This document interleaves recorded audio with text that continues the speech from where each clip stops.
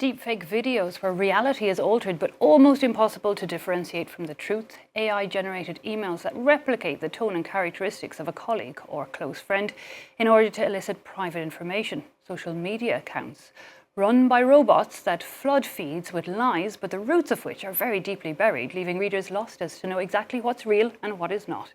Our increasingly online world has led to a new war, one on information, with an impact on elections, mental health, and even people's bank balances.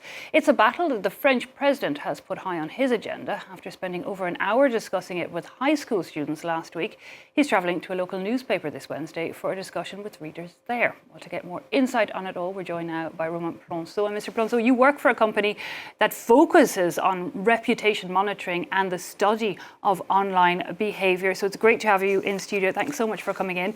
Can I start simply by asking you, I mean, we're slightly aware of the danger of social media, of not knowing where all the information comes, but what's the biggest danger for us on social media today?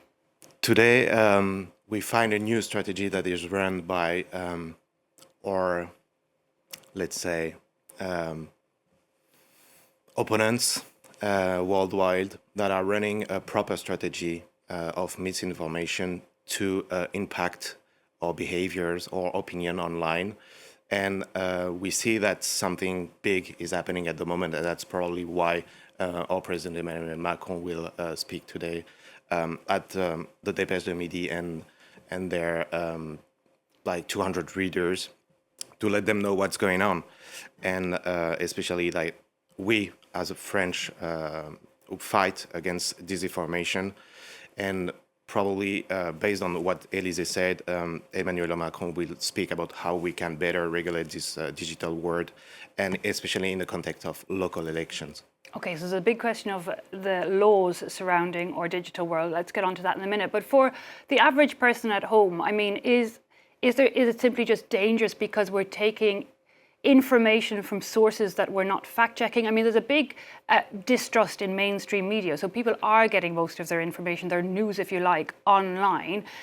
You know, and I guess not fact-checking where it comes from, is that the main danger, that we take it all as truth in a way? Absolutely. And if we look at what's happening right now, we have a concrete example with CopyCop, which is based in Russia, which is a group that is launching hundreds of fake local newspapers websites and feeding them with misinformation or fake news that are relayed online on social media for virality, of course.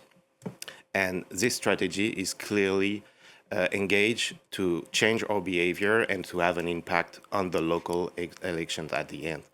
So the fact-checking is more and more, of course, important. Your role as traditional media is major as well.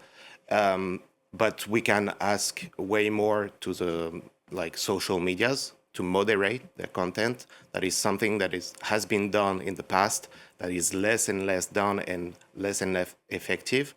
AI has a role as well, because AI is helping this organization to produce more and more content faster. As soon as one of their website is disconnected, a new one appears. So it becomes more and more complicated to regulate that. And AI has another role, because if you look at the major AIs, their sources of information are mainly Wikipedia and medias, traditional medias. So they consider these fake websites as media and, I mean, legitimate sources, and it impacts their answers. So 1/3, if you look at Moldova elections, for instance, these fake news, fake medias achieve to bring false information to the AI, and 1/3 of the answers of these AIs, of LLM, were fake at the end. Okay, so it does sound like for the average person, it's almost impossible to have the time, the resources, the knowledge to fact check. We do need these laws to be put in place, but is there a political will to do that? I mean, we see... Apparently, so our President Macron will have a speech about that. We have also Viginum, that is our French agency that fight against this intelligence and influence online. They produced the first report for 2024, highlighting that the 25 operations run in France during that period. So the first thing is to identify it, highlight it, and of course we have to educate our population, and that's probably the role of our government to better educate the local populations, to let them know that it's happening and how to identify what's a fake news. Indeed, there was even an EU disinformation task force set up a couple of years ago to do a similar job. But the problem really is we are seeing heads of state use deepfake videos for their own means, and it needs to be an internationally led initiative for it to have any real effect. Absolutely. That's something that is in discussion. The role of AI is major and has to be regulated at a point.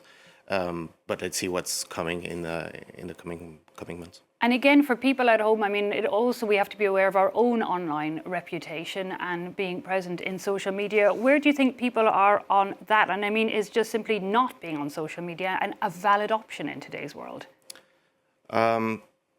It depends on what your daily life is. We were discussing that before that speech. For some of us, it's major to be online, to be recognized, and to be heard as well. If you talk about the new generation, Gen Z is fully online. It's the first source of information as well. So they won't get rid of that. But of course, you have to be careful about what you are sharing. We see new AI such as Sora, who offer you the possibility to create your own avatar with your own image, your own voice, and it can be public. We saw that with some of influencers who offered the possibility to create content based on their own image. It's a big plus for the virality. They have been seen everywhere, even they didn't post anything. But at the end, you lose the control of your own image and your own speech, which is a major issue. So we have to be really, really careful about that and about what we are doing with our image and speech and online behavior.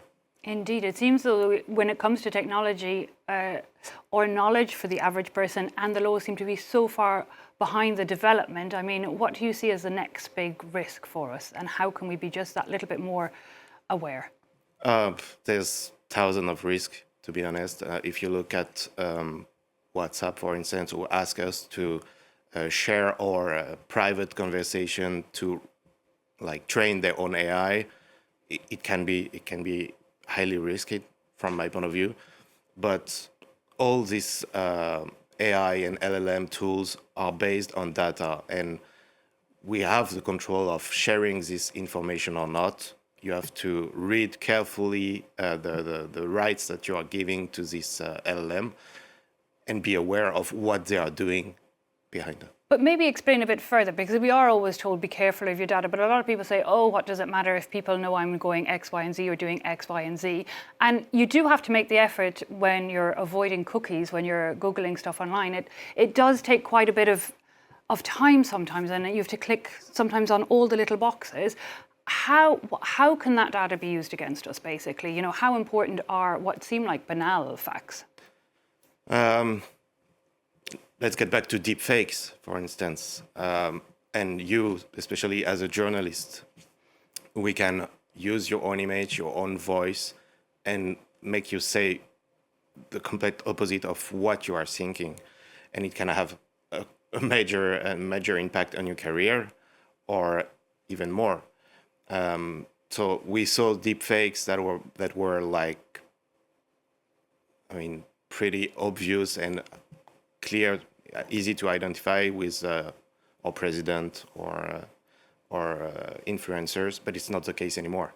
With the new release of Sora, once again, it's almost impossible to identify that it's a deep fake. So be really, really careful about what you are sharing online, and make sure that you checked that you are not letting these companies using your own data. Okay, Romain Plongeau, we'll have to leave it there. But thanks so much for joining us and bringing us Thank you for having me on it. Such an uncertain world we're entering into.